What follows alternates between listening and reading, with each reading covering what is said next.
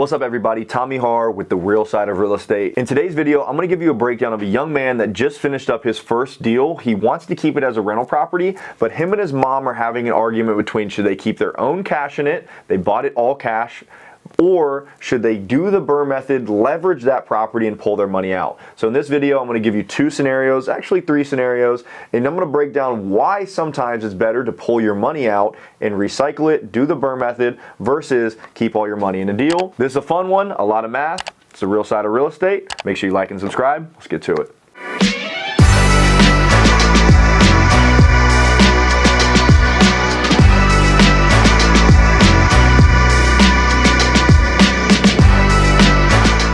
All right, so let me see if this is good, okay.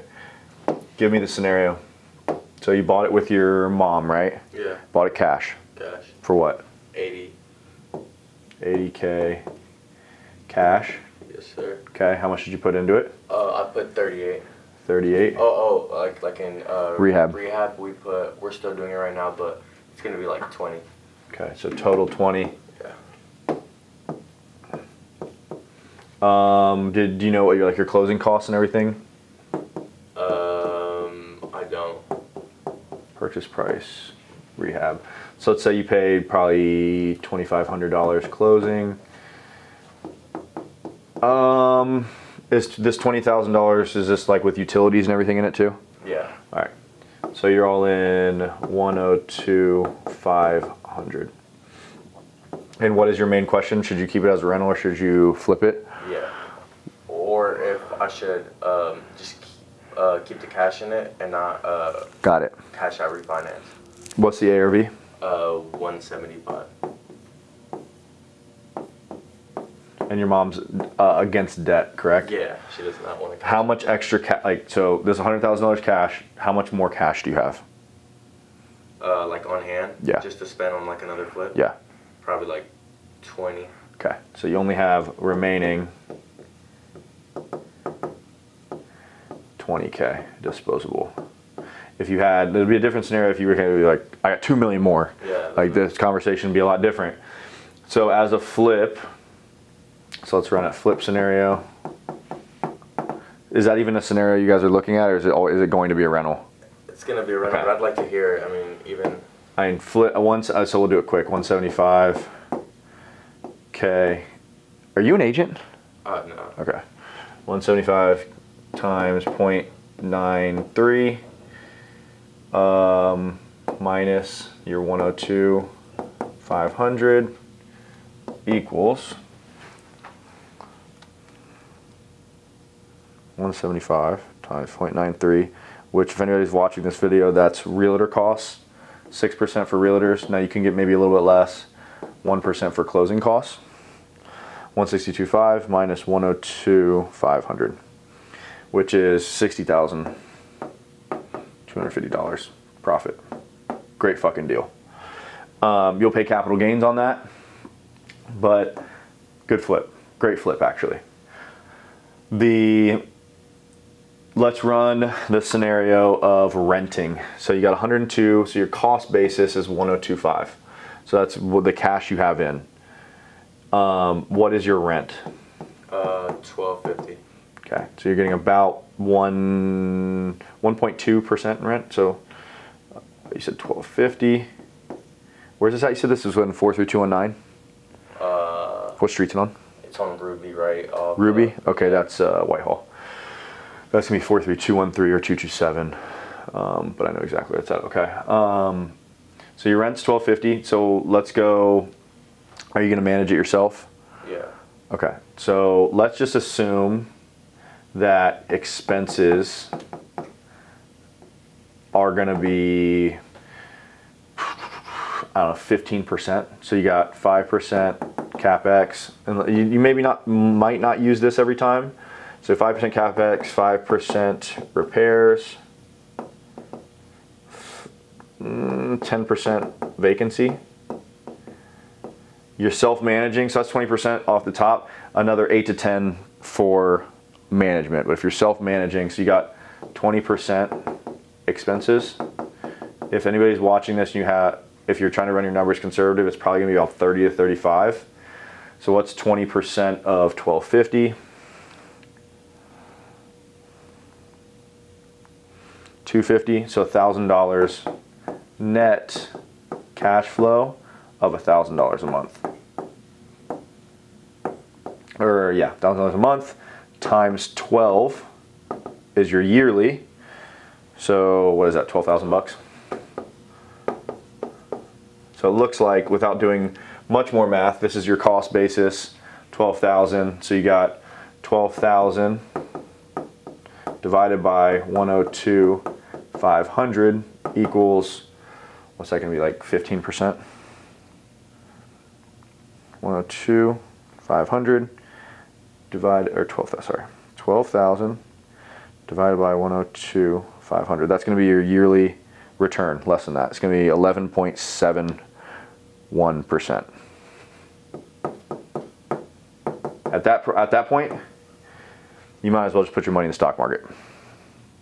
I mean, you'll get tax write-offs, you'll get depreciation, you'll get appreciation, you'll get all the things that that will give you.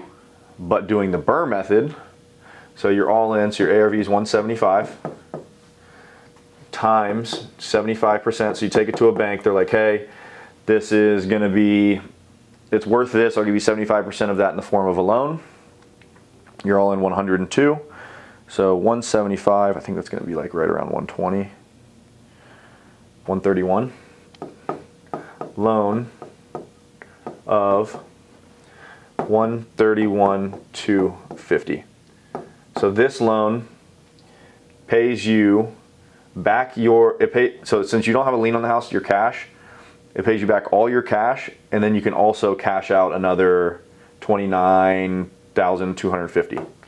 So 131,250 minus 102,500. Now you have some closing costs. Let's call it, I guess I can spell it out pretty basic so everybody maybe watching this can understand what I'm saying. I'm just gonna go extremely basic on it. I'm not gonna kind of confuse people. Minus 102,500. So in a perfect world, let's say 28,750 minus, let's say on this refi of 131, you pay 2 points. So you got 131,000, you know what a point is? It's like a percentage. Yeah, 2 points would be 2%. It's an origination fee of the loan. Any DSCR lender would make you pay that, about 2%, I bet. So you'd have another 26,250. So 28,750 minus 2625 is 26,125. This number here, you get that back on top of your 102. So you tax free in your pocket, bring back another two. So you're adding money to your pool that you have. But now you have debt on this of 131. So right there, you're making money to own the asset. So you're essentially almost doing the flip. You're getting your flip money. You're not getting any more money out of that scenario. Your money is locked into here. I mean, you could always refi it, but in that scenario, like, you're making almost nothing. So I'm gonna maybe screen record my phone here when I do this. So I'm gonna go to PITI calculator, always show this. So screen record here. I go to bankrate.com. Do you know the taxes annually on this house? I don't. Okay, I can find it. Let me just find it real quick. Let's go Franklin County Auditor. What is the address? It's 814 Ruby. We can blur out names and things here. So you got $1,800 a year in taxes. Okay. So we got 0% down payment because your down payment was baked in to this here. So you're 75% of 175, that's 25% down. So if you were to go buy this house on the market for 175 turnkey, you're putting down that $44,000 or so, 43,750. Let's say your interest rate right now, what's your credit like? It's like 7. 7? Yeah. 7's about the threshold for a good DSCR loan. Let's say you get a 7.5 in that scenario. Your property taxes, what do we say, $1,800 a year? I think so, yeah, it was 1,800. So what's that? 1,800 divided by, or 1,800 minus, or my bad, my brain just went down there. 150 a month. Come on, it always does this. So my monthly payment in that scenario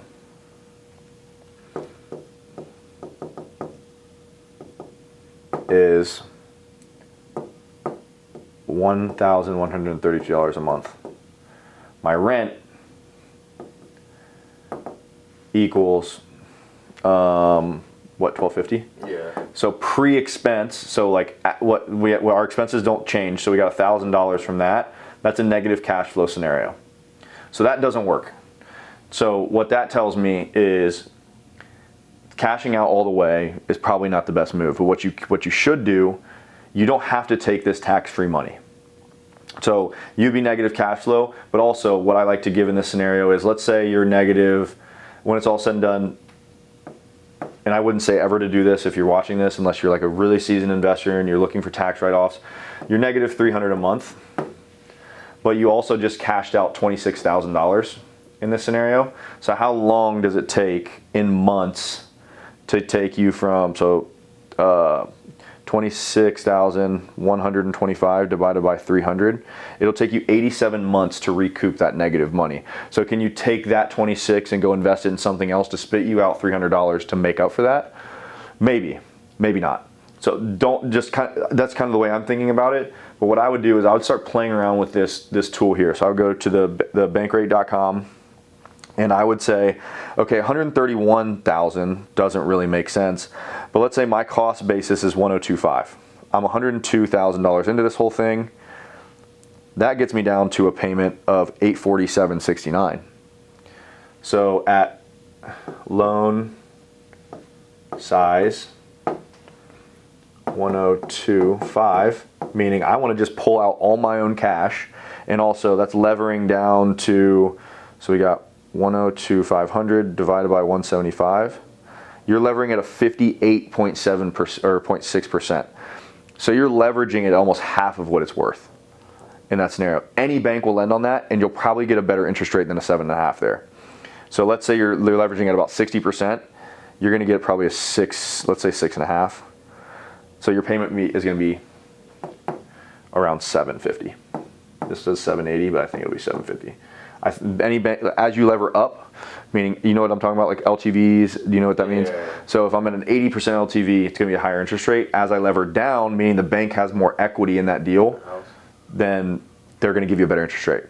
So in that scenario, you're at $750 a month, and you're at $1,000 of cash flow, or a net cash coming in, because you got the 250. So now you're at $250 a month. And so in this scenario, you're making $1,000 a month, but how much of your own cash are you in this deal for this one here? At this loan size? 38. No. This is your loan size. What does that number represent? 102.5. Oh, what I'm all in? That's what you're all in for. Yeah. So if you get a loan for what you're all in for, you're spitting out $250 a month of cash flow, net.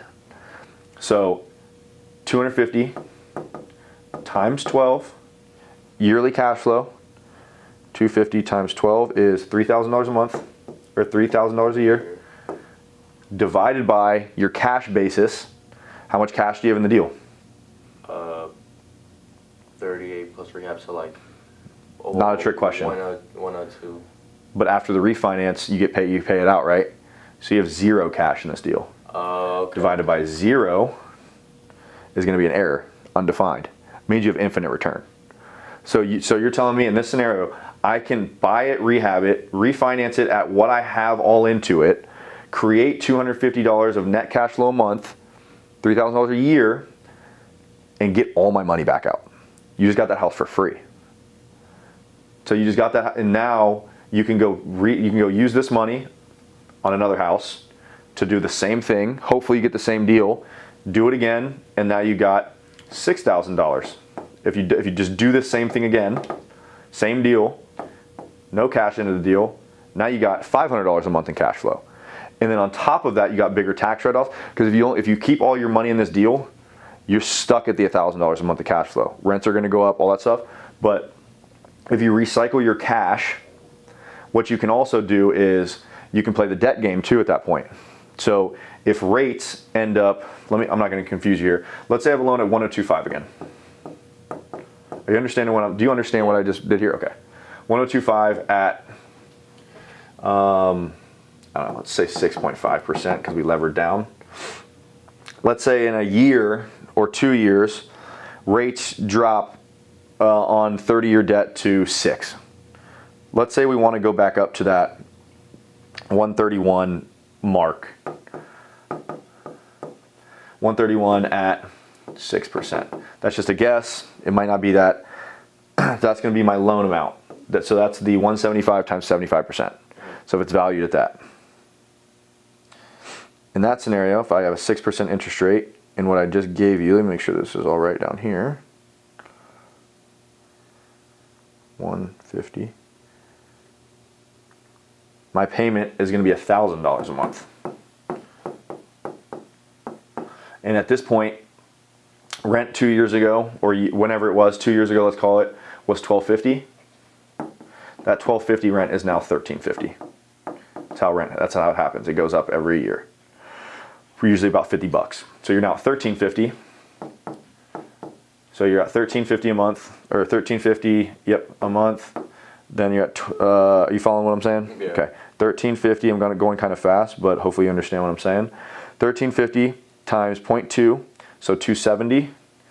So minus 270 equals 1,080 equals $80 of net cash flow, which isn't the best deal, but you can tax-free at that point pull out $30,000 if you wanted. It just depends on interest rates. You could, so like that's the game I'm playing, but this number here at the end has to be a little bit bigger.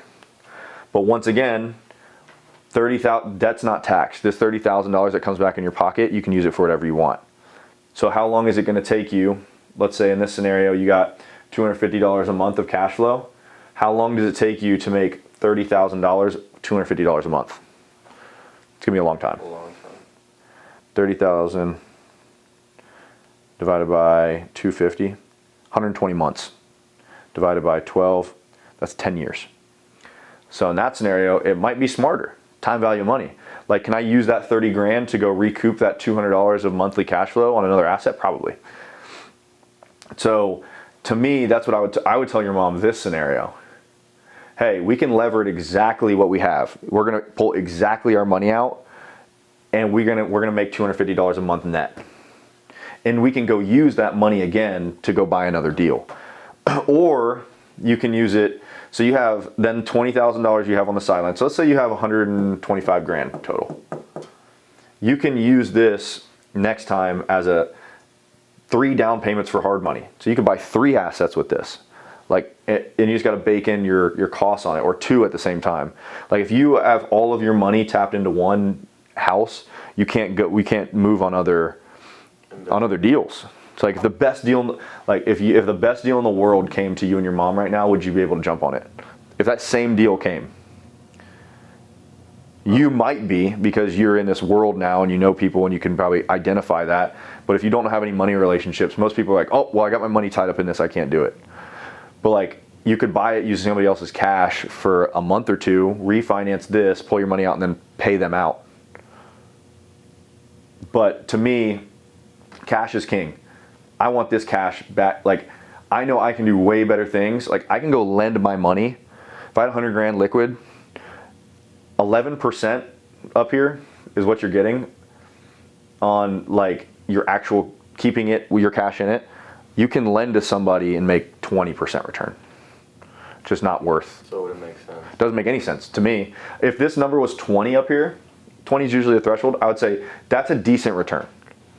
You get your appreciation, but you also, like, when you leverage it, you still get the tax write-offs. You still get the debt pay down. So over time, tenants are paying down the mortgage, property goes in value, and you build equity that way. And rents are going to go up over time. So it's harder to explain. It's harder to get somebody that doesn't like debt over that. But like, to me, it's gonna take a little bit of work, but you got to recycle that money 3 or 4 times, pull it out, and create $250 each time of cash flow to replace that $1,000. But instead of 11% return, you're getting way higher returns with that money you're using. Does that make sense? Yeah, it makes sense.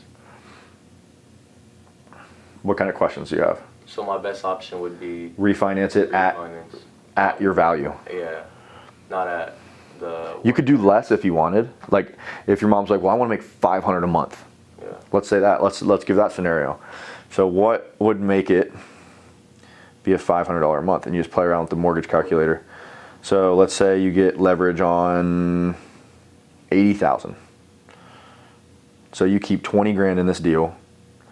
You get it at 6.5%. You got 150 of property tax. You got a $722 a month payment. So like dropping it down, that's the crazy thing about debt, is like this up here at 102.5 is a $750 a month. This one's $722. So keeping 20 grand in the deal, your payment's only $30 more. It's like, why would you ever lever down to only do, like, that's why I'm trying to, I try to maximize the leverage on these things, because if I can pull my money out and redo it and recycle it, there's no reason not to. But in your mom's shoes, like, I think this is a good scenario. Like a $750, and this is principal, interest, taxes, insurance. So this is your taxes, this is your insurance, this is your principal and interest. So that's your entire payment. If you self-manage, like this 250 could actually be more as well. Because if you're doing like, did you do the furnace, did you do the roof, did you do all, like, yeah, everything. So realistically, you're not gonna have any of these, did I see it up here? Like CapEx, this is windows, roof, furnace, water heater. If you did all that, this will definitely be lower. Vacancies, if it's a nice property, you might not have that many vacancies, but you want to be a little conservative, and repairs. So you could be running it at 15%. Like, you can make a little bit more money, but you want to run your underwriting properly.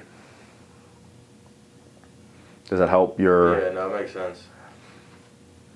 All right, do you feel like you could go to her and explain that? Yeah, a little bit. I could probably get this video over to you and just like have her watch it too. So it'd basically just be smarter to pull out some money, but not all of the money that. I think it's smart to pull out all the 102.5. Yeah. Because that gets you clean slate. You got all your money back out, and you're getting infinite return. It's just not as much cash. The 102 is untaxed as well, right? Yeah. Okay. And another question I had is, how do you decide like what the rent's gonna be on the house? Like, I know there's like a 1% rule, right, or something like that. I mean, I can show you right now. So Zillow. I guess I can screen record this. Are you recording still? Okay, cool. I'll stop there for a minute. What's the address again? 831? 814 Ruby. Okay, 227. Look at me. Is it a 2-2? It's a. You finished the basement, added bedrooms and stuff, right? It's a 429. Okay. So I'm gonna go to for rent. Man, I owned a couple over in this area for a while. So you got a 3-1, 1,200 square foot. You got a 4-bed, so this is probably kind of the same scenario. So this is Vinebrook, this is a hedge fund. So they, $1,400 a month, 20 days listed, 32 contacts. That means that one's booming. You're probably a little low on what you think you can get on my rent. 3-1, 1,200 square foot, not really renovated. I mean, I'm assuming yours looks pretty nice. Yeah. This one has 7 days listed, 16 contacts. You have a garage? Yeah. Yeah, you could probably get 1,500. So the 2 bedrooms are in the basement? Yeah. And the bathroom? Yeah. As long as it's nice. Yeah, I mean, you could probably get 1,500, I would say. So that scenario changes a lot. The thing is, I did already tell people, I mean, I already have. You already have renters? Yeah. Oh. So like my thing on that is, if they're good people, they're going to take care of the house. That $250 between $1,500 and $1,250, to me, is not that important, because it's all about keeping the asset nice. Because if they move out and they fuck the house up, and you got to spend another 10 grand fixing it up, that $250 a month cash flow we just talked about, that's 2 years of cash. That's 3 years of cash flow. So it's gone. So it's all about after you do, like that's what people don't talk about. The BRRRR method is like once you have it done and done right, you have to get a good tenant in there, because one bad tenant will literally ruin years of cash flow. Makes sense. How do you usually find your renters, or you just like Zillow? post it? Zillow. Yep. Zillow, Facebook Marketplace, but most of our people come from Zillow. It's just like the main thing. Yeah. Cool. Yes, sir.